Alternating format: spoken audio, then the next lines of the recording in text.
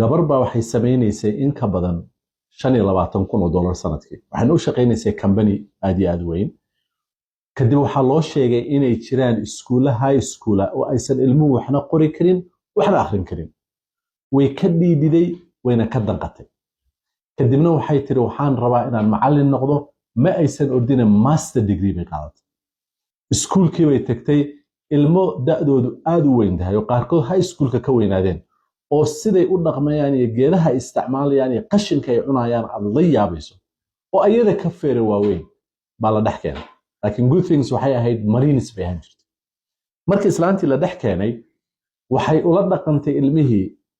dabeecado uu nabiyullaahi maxamed sallallahu calayhi wasallam lahaa oo ka mid ahaa dulqaadka oo ka mid ahaa tusida jacaylka oo ka mid ahaa ma aragtay connectionka iyo xiriirka sida tusaale ahaan oo kale